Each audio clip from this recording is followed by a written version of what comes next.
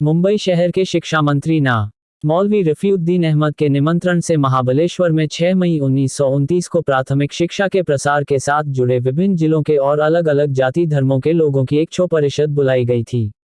इस इलाके में प्राथमिक शिक्षा की गति में तेजी कैसे लाई जाए और आज की प्राथमिक शिक्षा से संबंधित कानून में किस प्रकार के सुधार लाने की आवश्यकता है, आदि बातों पर सोच विचार के लिए यह परिषद बुलाई गई थी.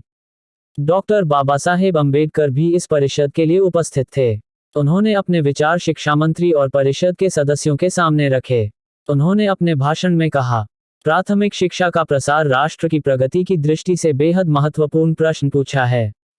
आज के समय में जिस देश का बहुजन समाज अनपढ़ है, ऐसे देश की जीवन के कलहों में निभेगी नहीं, इसे अलग से बताने की जरूरत नहीं है. प्राथमिक शिक्षा का देश में सभी जगह प्रसार राष्ट्र की सर्वांगीण प्रगति की नींव है. लोगों की खुशी पर अगर यह मामला छोड़ दिया जाए तो प्राथमिक शिक्षा का सुदूर प्रसार होने के लिए कई शतकों का समय लगेगा. इसीलिए प्राथमिक शिक्षा अनिवार्य करने वाला कानून बनाना पड़ता है. हम देखते हैं कि आज जो उन्नत राष्ट्र हैं, उन सभी देशों ने अनिवार्य शिक्षा का कानून बनाकर ही लोगों की निरक्षरता को खत्म किया है. जो वर्ग पहले ही शिक्षा का लाभ लेते हैं, उन पर शिक्षा की अनिवार्यता लागू नहीं करनी पड़ती. जिन्हें शिक्षा का महत्व समझ में नहीं आता और जो उस बारे में उदासीन होते हैं, उनके लिए ही अनिवार्य शिक्षा का कानून लागू करना पड़ता है. इसीलिए इस देश में शिक्षा के क्षेत्र में जो पिछड़े वर्ग हैं, उनसे जुड़ा यह सवाल है. प्राथमिक शिक्षा के बारे में कानूनन अनिवार्यता लागू करने के उद्देश्य से स्मृति शेष ना. गोपाल कृष्ण गोखले जो बिल ले आए, तब से अनिवार्य प्राथमिक शिक्षा के आंदोलन की शुरुआत हुई. देश की जनता ने और खासकर पिछड़े वर्गों के नेताओं ने इस बिल का जोरदार समर्थन किया. हालांकि विभिन्न प्रांतों में अनिवार्य शिक्षा का कानून लागू होने के लिए कई साल लगे. मुंबई इलाके में प्राथमिक शिक्षा की अनिवार्यता का कानून बना है, लेकिन उस पर पूरी तरह से अमल नहीं हो पाया है. उसे म्यूनिसिपैलिटी और लोकल बोर्ड पर आधारित रखा गया है. सरकार ने खास अनुपात में मदद देना तय किया है. इसके बावजूद अनिवार्य शिक्षा लागू करने के लिए जो अतिरिक्त खर्च वहन करना पड़ेगा, उसके लिए कई म्यूनिसिपैलिटी और लोकल बोर्ड्स राजी नहीं हैं. अनिवार्य शिक्षा चींटी की चाल से आगे बढ़ रही है कहना अत्युक्ति नहीं होगी. 1920-21 साल तक इस क्षेत्र में छात्र छात्राओं के प्राथमिक स्कूलों की संख्या 13,000 से कम थी और इन विद्यालयों में पढ़ने वाले छात्र छात्राओं की संख्या 8,01,000 थी. 1926-27 में स्कूलों की संख्या 13,835 और छात्र छात्राओं की संख्या 10 लाख से कुछ कम पाई गई. 1920-21 से 1926-27 के दरमियान के 5 सालों में स्कूलों की संख्या में 4.8% और छात्र छात्राओं की संख्या में 14% की वृद्धि हुई. 1920-21 में प्राथमिक शिक्षा पर कुल 1,27,00,000 रुपया खर्च हुआ और 1926-27 में 1,98,00,000 रुपए खर्च हुए. ये आंकड़े भले ही उन्नतिदर्शक लगे, लेकिन अगर बहुजन समाज में कितने बड़े पैमाने पर निरक्षरता है, इस पर ध्यान दें तो पता चलेगा कि उन्नति बेहद धीमी गति से चल रही है. 1921 की चंदावरकर कमेटी की रिपोर्ट की सिफारिशें अगर अमल में लाई जाती तो आज तक अनिवार्य प्राथमिक शिक्षा लागू करने में काफी उन्नति दिखाई देती. चंदावरकर कमेटी ने 10 साल का कार्यक्रम तैयार किया था और अनुमान व्यक्त किया था कि उसे लागू करने के लिए करीब 1,10,00,000 रुपयों तक सालाना खर्च करना पड़ सकता है. इनमें से 77 लाख रुपये सरकार को देने थे, लेकिन आगे बढ़ता हुआ खर्चा ध्यान में लेते हुए इस अनुमानित राशि में बदलाव करना पड़ा. अनिवार्य शिक्षा सर्वत्र लागू करने के लिए 1,83,00,000 रुपयों का सालाना अतिरिक्त खर्चा आएगा और उसमें से 1,21,00,000 रुपये सरकार को देने पड़ेंगे. यह आज का अनुमान है. अनिवार्य शिक्षा पर आने वाले कुल खर्चे में से जिला लोकल बोर्ड के हिस्से का 2/3 और म्यूनिसिपैलिटी के जिम्मे का आधा खर्चा वहन करने की जिम्मेदारी कानूनन सरकार पर डाली गई है तथा ऐच्छिक शिक्षा के बारे में बनाई गई योजनाओं का खर्चा उसी अनुपात में देने का आश्वासन भी सरकार ने दिया है. 1922-23 साल से प्राथमिक शिक्षा के बारे में मुंबई सरकार का खर्चे में मुंबई महापालिका का अनुदान जोड़ते हुए 28 लाख रुपयों की बढ़ोतरी हुई है. हालांकि इस बढ़ोतरी का बहुत बड़ा हिस्सा अध्यापकों की तनख्वाह पर खर्च हो रहा है. अनिवार्य तथा ऐच्छिक शिक्षा की जो योजनाएं सरकार के सामने मदद की मांग करते हुए पेश की गई हैं, उनमें से केवल 6 लाख रुपए के खर्च की योजनाएं ही सिर्फ सरकार मंजूर कर पाई. कानून के प्रावधान के अनुसार अनिवार्य शिक्षा का कार्यक्रम पूरा करने के लिए और 1,72,00,000 रुपयों का खर्चा होगा और उसमें से 1,15,00,000 रुपए सरकार को देने पड़ेंगे. यह रकम मुहैया कराने के लिए सरकार को लोगों पर कर लगाने होंगे. चंदावरकर कमेटी ने इस बारे में भी सुझाव दिया था कि कौन कौन से कर लगाए जा सकते हैं, लेकिन सरकार ने इस मामले में अब तक कोई कार्रवाई नहीं की है, क्योंकि एक तो प्रांतिक सरकार और वरिष्ठ सरकार के दरमियान महसूल 159 के बंटवारे को लेकर खींचतान चल रही है। केंद्र सरकार से मुंबई सरकार के हिस्से हर साल अगर अधिक रकम आती है तो उतनी रकम के लिए चिंता खत्म हो जाएगी। अंदाजा यह भी लगाया जा रहा है कि साइमन कमीशन द्वारा भी कुछ सुझाव आएंगे, इसलिए अतिरिक्त कर लागू कर शिक्षा के लिए जरूरी अतिरिक्त रकम मुहैया कराए जाने की फिलहाल कोई उम्मीद नहीं। मेरी राय में अनिवार्य शिक्षा से संबंधित मसले के दो प्रमुख पहलू हैं। पहला, शिक्षा पर नियंत्रण और दूसरा, अनिवार्यता का तत्व लागू करने की जिम्मेदारी।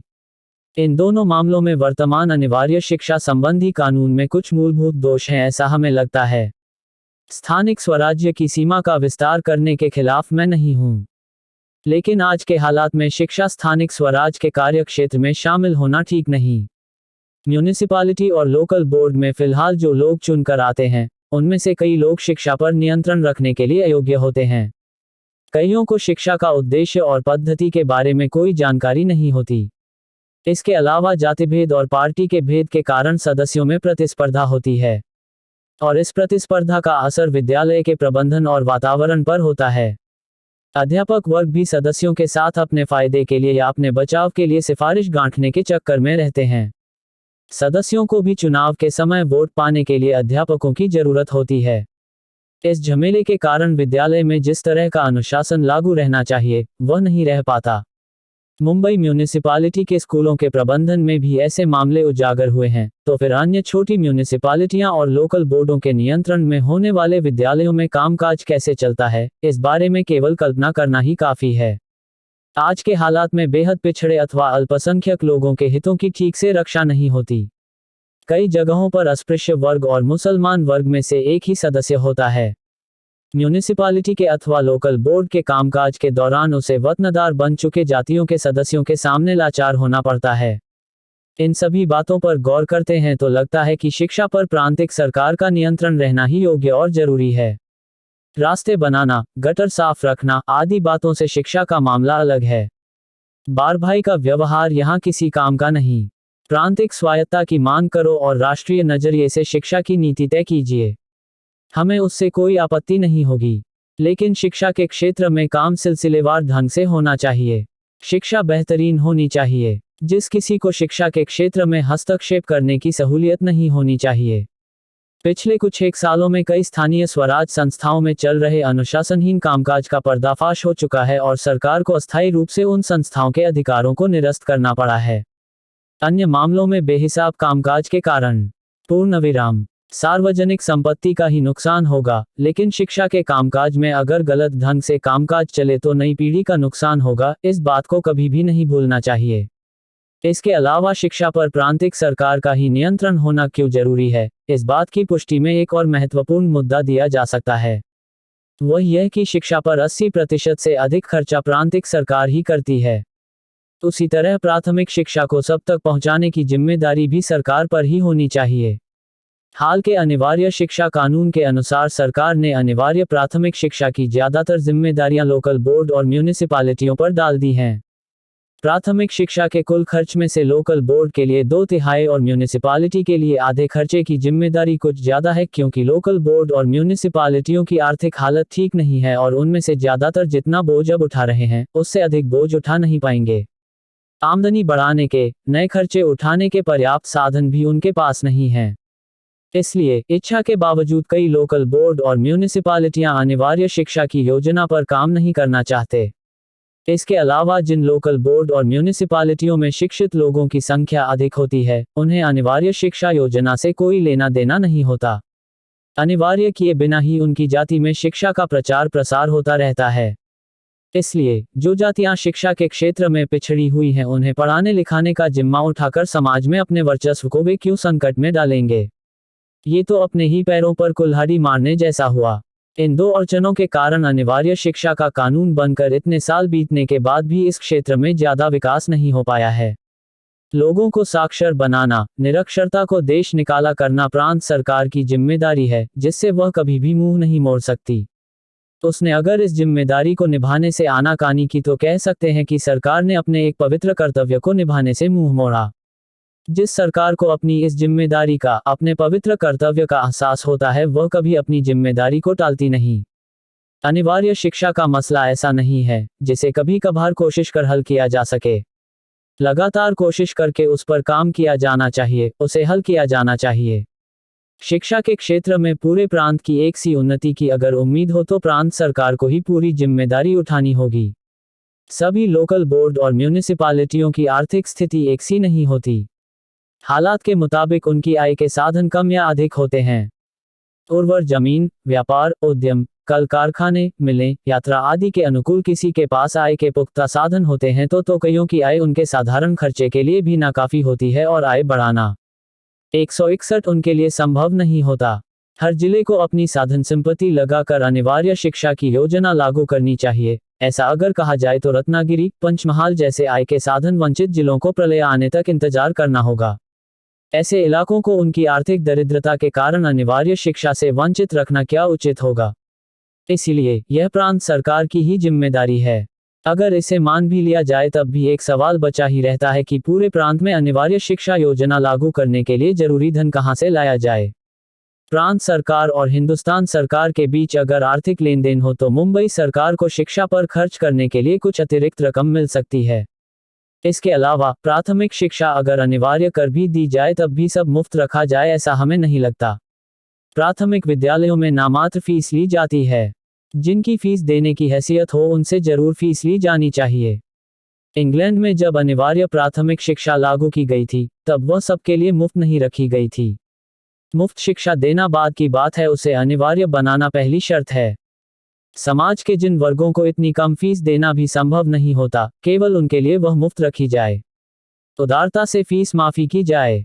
लेकिन जिन लोगों को फीस देना संभव है उनसे फीस वसूलना न तो पाप है और न ही कोई अन्याय है। अगर इस प्रकार थोड़ी भी फीस वसूली हो तो अनिवार्य शिक्षा को लागू करने का कुछ तो खर्चा जुट जाएगा। वर्तमान द्विदल राजनीति के कारण एक तरफ तो शिक्षा का खर्च बढ़ा है तो दूसरी तरफ आबकारी उत्पादन कम कर शराब की बिक्री पर पाबंदी लगाने की नीति पर अमल करने की मांग लोगों से की जा रही है। इससे विभागों के खर्चे को पूरा करने का सवाल आन पड़ा है। शराबबंदी की नीति और शिक्षा का प्रसार दोनों पर अमल करना लगभग नामुमकिन हो चला है। अनिवार्य शिक्षा को लागू करने के लिए लोगों पर अतिरिक्त कर लगाए जाने चाहिए और शराबबंदी की नीति पर अमल करने के लिए भी कर लागू किए जाने चाहिए।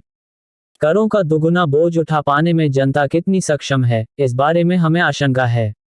वैसे ये दोनों सुधार लागू करना बेहद जरूरी होने के कारण तथा इनके मीठे फल एक पीढ़ी के बाद ही सही सभी जनता को चखने को मिलेंगे, इस बात का यकीन होने के कारण अन्य मामलों में हर संभव बचत करने के लिए सरकार को मजबूर कर खुद भी करों का बोझ सिर पर लेने के लिए तैयार रहने में ही समझदारी है।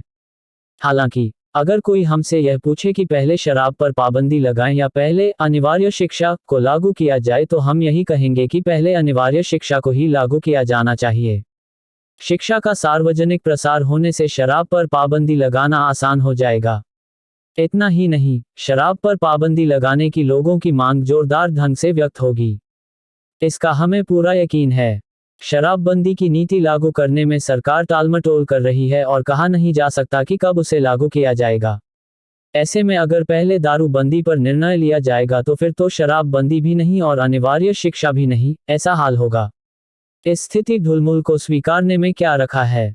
उससे अच्छा यही होगा कि फिलहाल शराबबंदी पर अमल करने के नजरिए से आबकारी आय की कमी को पाटने के लिए लोगों को करों का जो नया बोझ सहना होगा उसे वे सहें और अनिवार्य शिक्षा का सुधार ही लागू करवा ले। साठे कमेटी ने शराब पर पाबंदी लगाने के लिए करों का जो सुझाव दिया था उसे अगर अनिवार्य शिक्षा के लिए लागू किया जाए तो एक महत्वपूर्ण मसले पर काम शुरू हो जाए। साठे कमेटी ने शराब पर पाबंदी लगाने के लिए जिन करों की सिफारिश की थी उनका इस्तेमाल अगर प्राथमिक शिक्षा के सार्वत्रिकीकरण पर किया जाए तो एक महत्वपूर्ण मसले पर काम शुरू हो जाएगा। इस समिति की सिफारिशों में सुधारों के लिए अवसर न हो ऐसी बात नहीं है। हालांकि वह नीति अनिवार्य शिक्षा का खर्च पूरा करने के लिए कुछ हद तक काम आएगी। हालांकि जो भी हो, शिक्षा का मसला टाला नहीं जाना चाहिए।